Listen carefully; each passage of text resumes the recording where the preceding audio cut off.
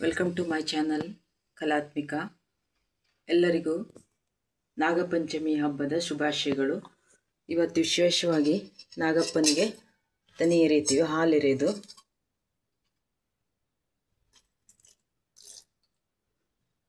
ನಾಗಪ್ಪನ ಪೂಜೆ ವಿಶೇಷವಾಗಿ ಅಮ್ಮನವರು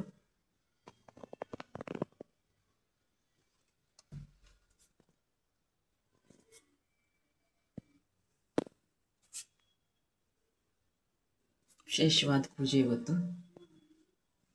ಹಾಗೆ ಇವತ್ತು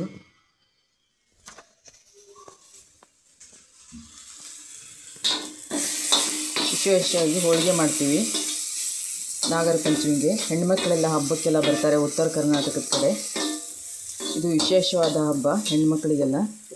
ಸಾಂಬಾರಿಗೆ ರೆಡಿ ಮಾಡ್ತಾಯಿದ್ದೀನಿ.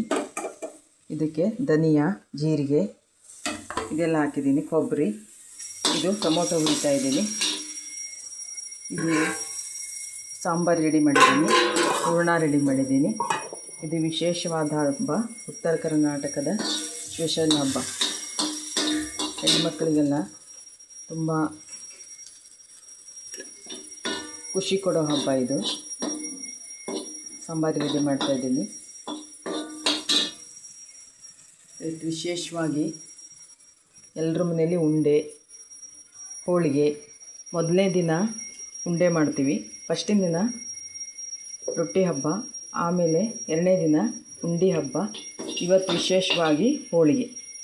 ಇದು ಸಾರಿಗೆ ರೆಡಿ ಮಾಡ್ತಾಯಿದ್ದೀನಿ. ಇದು ಧನಿಯಾ, ಜೀರಿಗೆ, ಏಲಕ್ಕಿ ಇದೆಲ್ಲ ಹುರ್ಕೊಂಡಿರೋದು ಸಾಮಗ್ರಿ. ಇದು ಟೊಮೊಟೊ ಇದು ಹಾಕ್ಬಿಟ್ಟು ಹುರಿತಾ ಇದ್ದೀನಿ.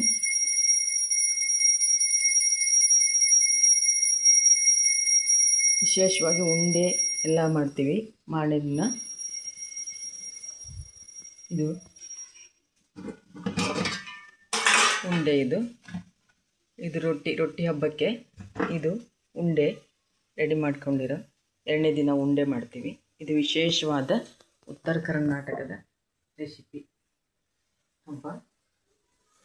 ಸಾಂಬಾರು ರೆಡಿ ಮಾಡ್ತಾಯಿದ್ದೀನಿ.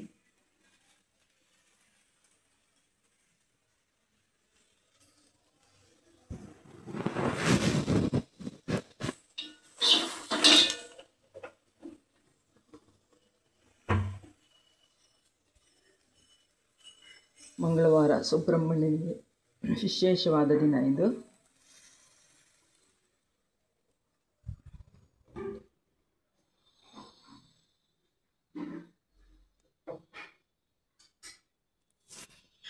ಶಿವ ಸುಬ್ರಹ್ಮಣ್ಯನ ವಾರ. ವಿಶೇಷವಾದ ರಂಗೋಲಿ, ಪೂಜಾ ಸಾಮಗ್ರಿ, ಸುಬ್ರಹ್ಮಣ್ಯನಿಗೆ ಹಾಲೆರಿತಾ ಇರೋದು. ವಿಶೇಷವಾಗಿ ಈ ಥರ ತಗೊಂಡ್ಬಿಟ್ಟು ಈ ಥರ ಹಾಲು ಹಾಕ್ತಾರೆ. ಇದು ಕಡಲೆಕಾಳು, ಆಮೇಲೆ ಜೋಳದ ಅರಳು, ಕಡಲೆಕಾಳು, ಜೋಳದ ಅರಳು. ಇದು ವಿಶೇಷವಾಗಿ ಉತ್ತರ ಕರ್ನಾಟಕದ ಕಡೆ ಸುಬ್ರಹ್ಮಣ್ಯನಿಗೆ ಹಾಕುವಂಥ ಧಾನ್ಯ. ಈ ಕಡಲೆಕಾಳು ಏನೋ ವಿಶೇಷ, ಹಿಂದಿಂದ ನಡ್ಕೊಂಬಂದಿರೋ ವಿಶೇಷವಾದ ಧಾನ್ಯ ಇದು. ಸುಬ್ರಹ್ಮಣ್ಯನಿಗೆ ಹಾಕ್ತೀವಿ. ಪೂಜೆ ಎಲ್ಲ ಆಯಿತು.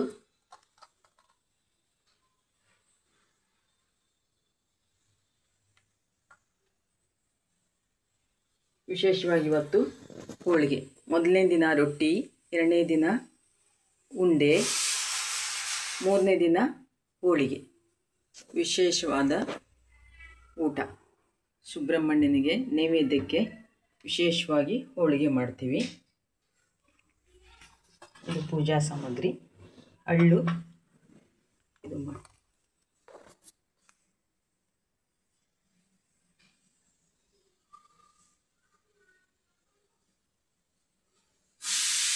ವಿಶೇಷವಾಗಿ ನಮ್ಮ ಮನೆ ದೇವ್ರ ಮನೆ ಇದು.